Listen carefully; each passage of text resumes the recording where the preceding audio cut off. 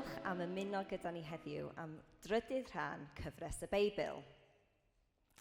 Yn y sesiwn dwytha, nathon ni edrych ar ein gwreiddiau, a'r ffaith bod Duw wedi creu y byd a'r bydysawd a creu pobl i fod mewn perthynas gyda fo, gyda'n gilydd a gyda gweddill y greadigaeth.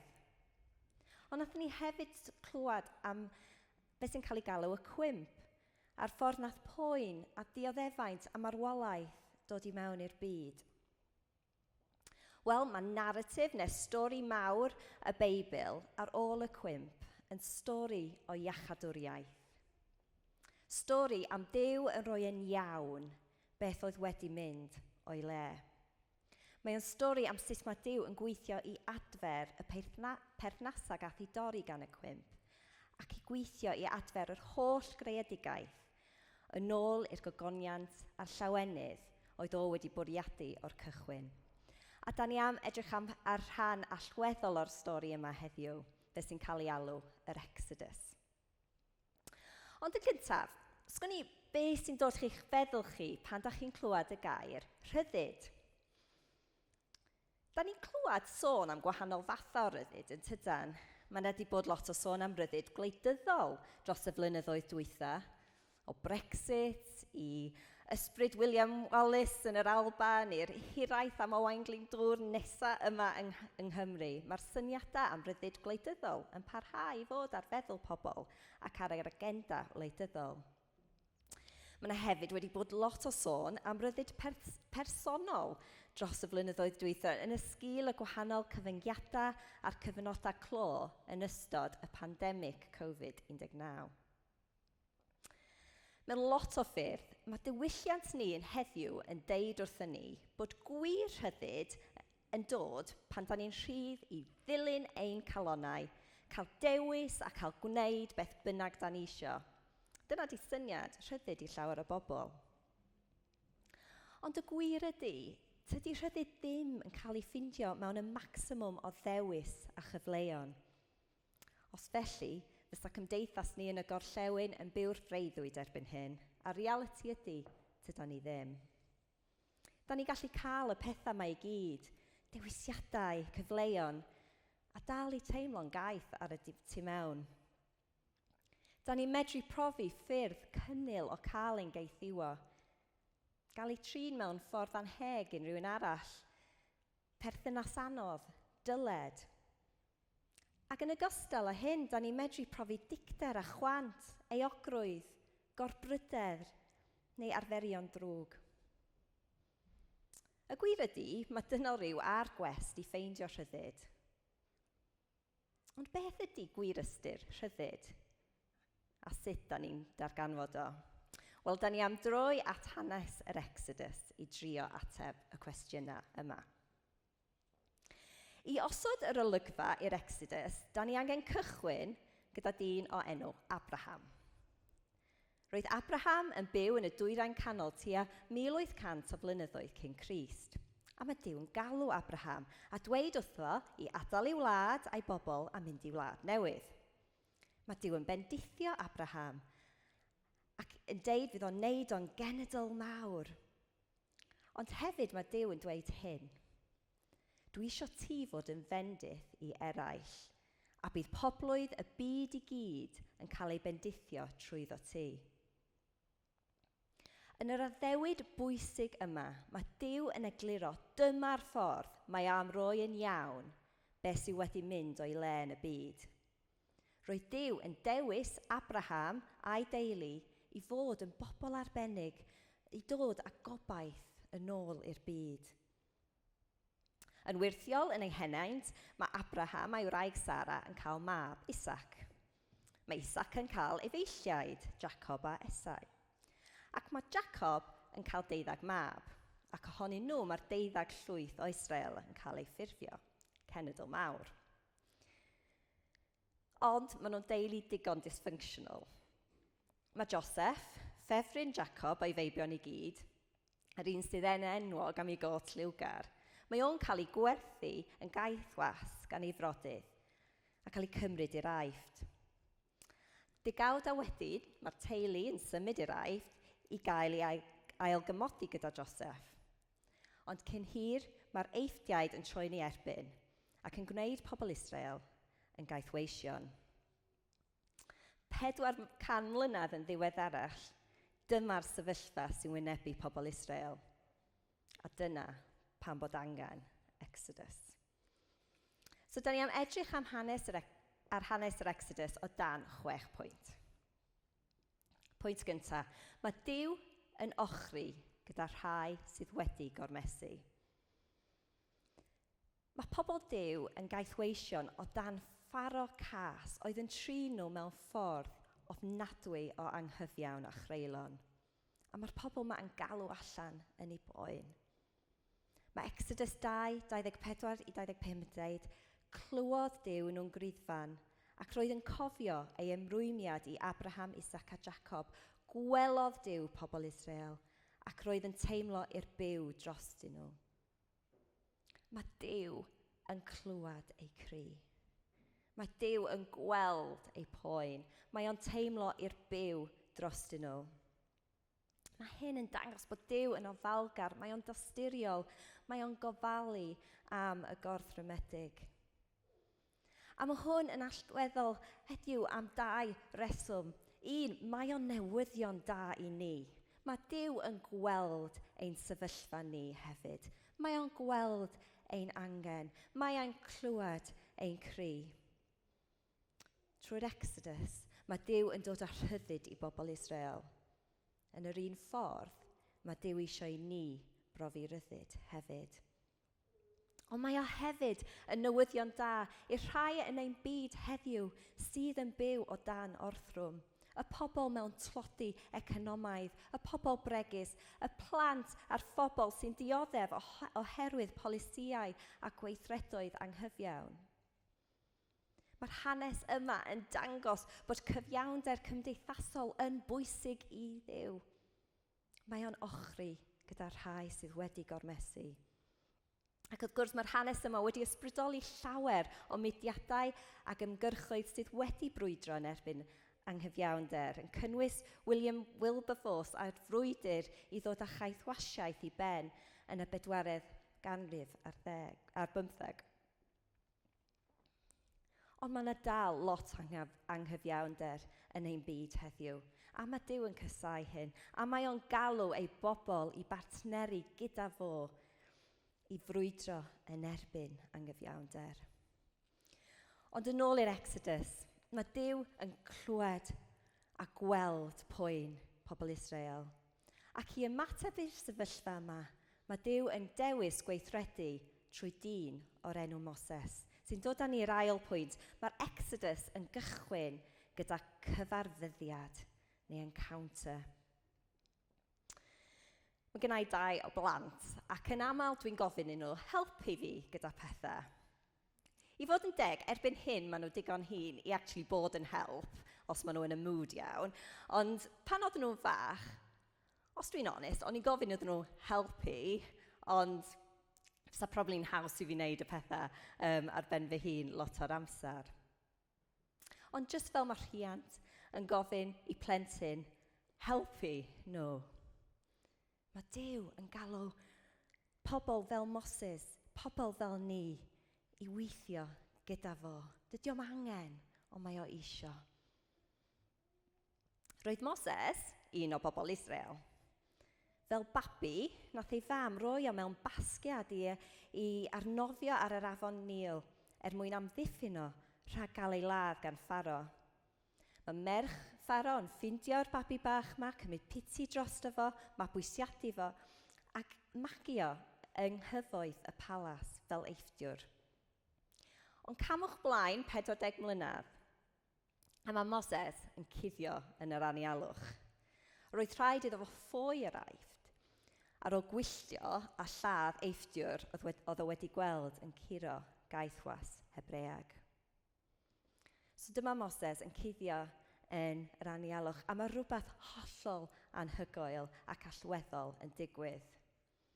Mae Moses yn gweld perth ar dan ar mynydd Sinai, ond oedd berth yma ddim yn cael ei losgi. Mae o'n dod yn agosach, a mae o'n clywed llais yn galw ei enw fo, Moses, Moses. A mae Duw yn siarad gyda Moses. Mae'n deud bod o wedi gweld ei bobl yn cael eu camdrin. Mae o wedi clywed eu cri. A felly, medda Duw, dwi wedi dod lawr i'w rhyddhau nhw o afael yr Eiftiaid. Dwi'n mynd i harwain nhw o'r wlad yr Aifft a rhoi gwlad da eang iddyn nhw. Wel, ar y pwynt yma, dwi gallu dychmygu Moses yn mynd, yes, o'r diwedd, mae Duw am gweithredu. Hallelujah, mae Duw yn dod. Ond wedyn mae Duw yn deud, Moses, dwi'n mynd i dy anfon di at Pharo i arwain fy mhobol Israel allan o'r Aifft. Mae'n siŵr bod calon Moses wedi suddo ar y pwynt yma. Be? Fi? Really? A mae Moses yn trio perswadio Duw. Bod o ddim yn dyn i'r job wir. Sa lot gwell sa Duw yn ffindio rwy'n arall i mynd at Pharo. Ond mae Duw yn penderfynol. A Moses mae o'n galw i wneud hyn. A dyma cychwyn y daith o ffeindio rhyddid i Moses. Mae o'n gweld mewn ffordd personol bod Duw yn ei nabod a bod ganddo pwrpas ar gyfer ei fywyd. Gweitha holl methianna Moses, mae Duw isio defnyddio fo. Wrth i'r sgwrs mynd ymlaen, mae Duw yn datgelu ei enw wrth Moses. Fi ydy'r un ydw i. Mae'n swnio'n enw digon od ydy, fi ydy. Ond mae'n dod o'r gair Hebreaidd am fodolaeth. Mae'r enw yma yn dal natur sanctaidd a thragwyddo Duw. Y Duw sy'n hollol ddigonol ac yn gyflawn yn ei hun. So mae gennym ni Moses yn llawn ofn, siom a methiant, a mae gennym ni Duw cadarn sydd yn hollol ddigonol. A mae Duw yn addo Moses, byddai gyda ti. Ac ar y sail yma, ar sail cymeriad Duw, a'r ffaith bydd Duw gyda ef, mae Moses medru gwynebu Pharo. Fel gyda Moses, felly gyda ni, mae rhyddid yn dod pan da ni'n cyfarfod y Duw sy'n nabod a galw ein enw, a Duw sy'n byw i fyny i'w enw o. Fel Moses, mae bywydau ni medru gwneud gwahaniaeth oherwydd bydd Duw wastad yn byw i fyny i'w enw. Gyda help Duw, da ni medru dod dros yn ofnau a chael ei defnyddio ganddo fo i ddod â trawsnewid i'r byd. Y trydydd pwynt, mae Exodus yn gwrthdaro ei lunod. So mae Moses yn mynd yn syth o'r ddigwyddiad yma ar y mynydd, yn ôl i'r Aifft, gyda neges glir i Pharo, gad un pobl fynd yn rhydd. Ond dydy Pharo ddim am roi i fewn yn hawdd, mae o'n gwrthod. Ac felly mae Duw yn anfon gwahanol plai i'r Aifft. Pob tro mae Pharo'n deud na wrth Moses ac wrth Duw ac yn gwrthod gadael i bobl Duw fynd yn rhydd, mae yna pla arall yn taro'r Aifft. Ac oedd pob un pla yn strategol. Roedden nhw'n tanseilio y diwiau roedd yr Eifftiaid yn addoli. Enghraifft, i'r Eifftiaid oedd y haul yn Duw. So pan nath y nawfed pla dod â thywyllwch i'r byd am dridia, oedd hwn dim just yn broblem ymarferol, oedd o'n sarhad i ddealltwriaeth yr Eifftiaid o sut mae'r byd yn gweithio a pwy sy'n mewn reolaeth. Mae rhan yma o stori'r Exodus yn dangos bod yna rymoedd pwerus ar waith yn ein byd sy'n trio cadw ni o dan reolaeth. A mae yna enw i'r pethau yma yn y Beibl. Eilunod. Ella da ni heddiw ddim yn addoli'r haul neu cerfluniau, ond mae eilun yn unrhyw reifal i Duw. Unrhyw ffynhonnell o awdurdod neu trust yn ein bywydau, da ni'n rhoi yn uwch na Duw. A weithiau mae rhywbeth da yn gallu troi yn eilun. Os da ni'n troio i fewn i rhywbeth ultimate. Pethau da fel teulu, plant, gwaith, gyrfa. Does dim un o hein medru dal y pwyso o fod yn bopeth. A pan da ni'n neud un o'r pethau yma, yr holl rheswm ni o fyw, mae'n creu newid i ni a nhw. So mae Pharo yn styrnig. Mae'r rheolwr gormesol yma yn gwrthod gwrando. A tro ar ôl tro, mae di gwrthod gadael i pobl Israel mynd yn rhydd. A felly, mae yna degfed pla. Marwolaeth pob mab hynaf. Mwyn i Israel cael ei amddiffyn o'r pla ofnadwy yma, mae Duw yn rhoi cyfarwyddiadau iddyn nhw. Oedd rhaid yn nhw ladd oen, oedd heb ddim o'i le arno, a rhoi peth o'r gwaed a'r ochrau a'r dop ffram drysau tai. Ac yna, fysa'r degfed pla ddim yn taro nhw. A dyna digwyddodd. Nath pobl Duw cadw'n saff tra wrth i'r degfed pla taro'r aifft. Enw'r digwyddiad gwirthiol yma oedd y Pasg, neu'n Saesneg Passover. A mae'r digwyddiad yma'n dal i gael ei gofio a ddathlu gan Iddewon pob blwyddyn. Yn y diwedd, ar ôl y degfed pla, mae Pharo yn rhoi mewn. Mae'r pobl Israel yn cael gadael yr aifft. Ond yn ffian, maen nhw'n ffeindio eu hunain wedi trapio eto, gyda'r môr coch o'i flaen nhw, a'r byddin yr eithriaid tu ôl iddyn nhw. Oedd Pharo wedi newid ei feddwl. Meddyliwch am yr ofn llwyr oedd yn gwynebu'r pobl ar y pwynt yma. Ac yna mae Duw yn camu mewn. Mae o'n gyrru'r dŵr yn ôl, a mae pobl Israel yn mynd trwy'r môr goch a'r dir sych, gyda wal o ddŵr ar pob ochr iddyn nhw. Dychmygwch, y pobl yma oedd wedi cael ei eni i mewn i gaeth wasiaeth. Meddwl sa'n nhw byth yn profi rhyddid. Ac eto maen nhw'n cerdded lawr y llwybr sych yma i fewn i'r goleuni ar yr ochr arall. Sy'n dod â ni i'r pedwerydd pwynt, mae Exodus yn dod â ni at Duw. Mae pobl Israel yn croesi trwy'r môr i'r ochr arall. Mae o'n foment bendant o drosglwyddiad. Cyn hynny, oedden nhw'n gaethweision yn yr aifft. Wedi croesi, oedden nhw'n pobl rhydd. Dim ond hanner cyntaf yr Exodus oedd gadael rheolaeth cas Pharo. Mae'r Exodus gymaint mwy o mynd o'r stwff drwg. Mae o rhyddid ar gyfer pwrpas newydd, pwrpas Duw.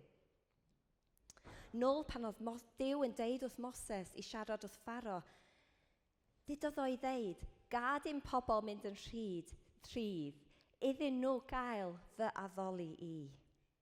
Mae dynol Ryw wedi ei creu ar gyfer addoliad, a mae gwir rhyddid yn dod pan da ni'n gadael y pethau sy'n caethiwo ni, a medru addoli y Duw sydd wedi creu ni ac sydd yn ein caru ni. Ar ôl croesi'r môr coch, mae pobl Israel yn cerdded trwy'r anialwch, ac yna maen nhw'n cyrraedd troed mynydd Sinai eto, y lle nath Duw galw Moses. A mae yna digwyddiad gwirthiol arall lle mae Duw yn siarad gyda Moses a pobl Israel ar y mynydd. Eto mae Duw yn datgelu ei gymeriad a dangos fod o'n llawn cariad pur a'i bod o'n hollol sanctaidd. Mae rhain yn pobl sydd wedi brifo, a mae ei briwiau nhw yn ddwfn. Ond mae Duw yn cyfarfod nhw gyda cariad dyfnach byth. Mae o'n rhoi cynnig iddyn nhw dod i mewn i perthynas arbennig gyda fo. Mae o'n deud wrthyn nhw, nhw fydd ei drysor arbennig, ei drysordd sbesial. Mae Duw yn gwahodd nhw i ymddiried yn llwyr yn ddyfo a profi iachad trwy'r perthynas arbennig yma. Dyna gweledigaeth y Beibl o ryddid. Pwynt nesaf, mae Exodus yn gosod ffiniau. Dwi'n gwario lot o amser ar hyn o bryd yn sefyll wrth ochr caeau pêl-droed yn gwylio fy mhlant yn chwarae. A dwi'n dechrau dysgu rheolau. Dwi hefyd yn gwylio fy mab yn chwarae rygbi, a sgynna i ddim syniad o'r rheolau eto, fe rhaid i fi ddeud. Ond meddyliwch am gêm pêl-droed neu gêm rygbi heb reolau, heb refferi. Fysa na chaos llwyr yn fysa. Mae rheolau a ffiniau mewn bywyd yn bwysig. So ar ôl wneud y cyfamod yma gyda pobl Israel, mae Duw yn rhoi 10 gorchymyn iddyn nhw, fel sylfaen i sut fedryn nhw byw. Mae'r pobl yma wedi cael mynd yn rhydd, ond mae Duw yn rhoi y gyfraith i nhw gwybod sut i byw yn rhydd. Mae'r 3 gorchymyn cyntaf yn gwneud yn siŵr bod Duw yn cael ei addoli a'i anrhydyddu.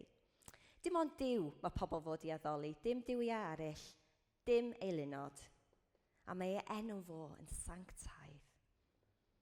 Dydy'r enw'r arglwydd dim i gael ei gamdefnyddio. Does dim byd i fod i sefyll yn erbyn Duw, neu trio cymryd ei le. Ac ar ôl pwysleisio bod Duw yn uwch dros bopeth arall, mae gweddill y gorchymynion yn pwysleisio urddas pobl. A da ni'n gweld gwerthoedd Duw, da ni'n gweld beth sy'n bwysig iddo fo. Mae pedwerydd, cofiwch cadw dydd y Sabath yn special. Mae hwnna i helpu pobl ddim gorweithio. Helpu wneud yn siŵr tydi gyrfa, gwaith na gyfoeth ddim yn dod yn eilyn yn ei bywydau. Da ni'n gweld bod teulu yn bwysig i Duw. Parchu dy fam a dy dad, mae Duw yn dweud. Da ni'n gweld bod bywyd yn bwysig i Dduw. Paid lladd, paid llorfruddio. Mae ffyddlondeb yn bwysig i Dduw. Paid godinebu. Mae gonestrwydd yn bwysig i Duw. Paid dwyn, paid rhoi tystiolaeth ffals yn erbyn rywun. A mae bodlonrwydd yn bwysig i Duw. Paid chwennu'ch tŷ, neu wraig, neu wr, neu dim byd sydd gan rhywun arall. Yn byd ni heddiw, mae'r gorchymyn yna mor briodol dydy. Mae mor hawdd i edrych ar Facebook neu Instagram a cymharu ein bywydau gyda bywydau airbrushed pobl eraill. Ond pan da ni wneud hwn, da ni ddim yn byw yn rhydd. Mae'r 10 gorchymyn yn rhoi gwerth i bobl. Cafodd nhw i roi allan o gariad. Mae llinellau a ffiniau yna mwyn dod â diogelwch ac i helpu pobl Duw i ffynnu. A'r 6 pwynt, mae'r Exodus yn daith. Ar ôl derbyn y 10 gorchymyn, mae pobl Israel yn cychwyn i fynd i wlad yr Addewid, Canan. Ond nath o gymryd dros 40 mlynedd i bobl Israel mynd i mewn i'r wlad. Yn yr amser yma mae Duw yn cynnal nhw ac yn arwain nhw. Mae yna ddarpariaeth dyddiol o fwyd o'r nefoedd, manna, a mae Duw yn darparu dŵr glân ar gyfer iddyn nhw yfed. Mae o'n arwain y ffordd iddyn nhw mewn colofn o niwl yn ystod y dydd a cholofn o dan yn y nos. Mae Duw yn darparu. Ac ar ôl 40 mlynedd, o'n nhw'n teithio trwy'r anialwch, a 40 mlynedd ar ôl i nhw gadael yr Aifft, mae cenhedlaeth newydd o bobl Israel yn croesi'r afon Iorddonen a mynd i wlad Canan. Ond be amdana ni? Mae'r Exodus yn stori hanesyddol, ond mae o gymaint mwy na hyn. Mae'r Exodus yn gallu dod yn rhan o stori ni hefyd. Ella da ni ddim o dan pharo llythrenol, ond da ni gyd gyda ein Aifft. Sefyllfeoedd anodd, cycles negyddol sy'n gadael ni teimlo'n gaeth. Neu fel o'n i'n sôn gyna, nad ydym mewn cadwyn llythrenol, fedrwn ni deimlo ein trapio gan gorbryder, euogrwydd, dicder, anghyfiawnder. Mae Duw isio camu mewn i bob sefyllfa o poen ac aethiwed i ddod â rhyddid. Mae'r Testament newydd yn cyflwyno Iesu fel yr Exodus newydd i'r byd i gyd. Da chi'n cofio addewid Duw i Abraham fysa pobloedd y byd yn cael ei bendithio drwy ei deulu. Mae Iesu, un o ddisgynyddion Abraham, y cyflawniad ultimate o'r addewid yma. Fel nath Duw anfon Moses i'r Aifft i arwain pobl allan o'r gaethwasiaeth, nath Duw anfon Iesu i'r byd i ddod â'r Exodus, i ddod â'r rhyddid i'r byd i gyd. Da chi'n cofio'r degfed pla, a'r Pasg neu Passover cyntaf. Yn yr un ffordd cafodd oen y Pasg i ei berthu i achub Israel, cafodd Iesu Grist ei ladd ar groes Rufeinig. Yn yr un ffordd, collodd Pharaoh ei afal ar pobl Israel. Curodd Iesu ein gylunion penna ni ar y groes, pechod, drygioni, marwolaeth. Iesu Grist ydy'r ffordd i wir rhyddid. Mae Colosiaid 1:13-14 deud, mae Duw wedi'n achub ni o'r tywyllwch oedd yn ein gormesu ni, ac wedi dod â ni dan deyrnasiad y mab mae e'n garu, ei fab sydd wedi gollwng ni'n rhydd. Mae Iesu yn cynnig cyfarfyddiad i bob un person, a pan da ni'n cyfarfod Iesu, a pan da ni'n trystio ei waith ar y groes, da ni'n cael ei arwain allan o'r tywyllwch, da ni'n croesi i'r ochr arall, a da ni'n dod yn bobl newydd. A fel pobl Israel, da ni'n jyst yn cael ei achub o'r pethau drwg, da ni'n cael ein achub ar gyfer bywyd newydd o ryddid. Fel pobl Israel, byddwn un diwrnod yn cael ein arwain i wlad yr addewid, yr amser pan mae'r holl greadigaeth yn cael ei adfer yn llwyr. Ond tan hynny, fel nath Duw ddarparu ar gyfer pobl Israel yn yr anialwch, mae Duw yn addo rhoi darpariaeth ac arweiniad i ni wrth i ni deithio trwy bywyd. Dydy o ddim yn gaddo bywyd hawdd. Rhwng yr Aifft a gwlad yr addewid, byddwn yn gwynebu heriau. Mi fydd na eilunod sydd yn trio cael ein sylw, sydd yn cystadlu am ein addoliad. Mi fydd pethau anodd yn digwydd, ond mae Duw yn addo i fod hefo ni. Mae e'n addo i byw i fyny i'w enw fo. Mae e'n addo darparu ac arwain ni. A mae o'n rhoi rhyddid i ni. Da ni'n ffeindio gwir rhyddid pan da ni'n rhydd i fod y person mae Duw wedi'n creu ni i fod. Pan da ni'n ffeindio ein pwrpas greiddiol i fod mewn perthynas gyda Duw, i nabod o, i addoli fo, ac i adlewyrchu cariad, prydferthwch a chyfiawnder Duw i'r byd. Dyna yw gwir rhyddid. Dim ond Iesu fedrith cynnig gwir rhyddid. A mae'r cynnig yna ar gael i bawb. A dwi'n cloi gyda geiriau Iesu ei hun. Os ydy'r mab yn eich rhyddhau chi, byddwch yn rhydd go iawn. Gad i ni weddio.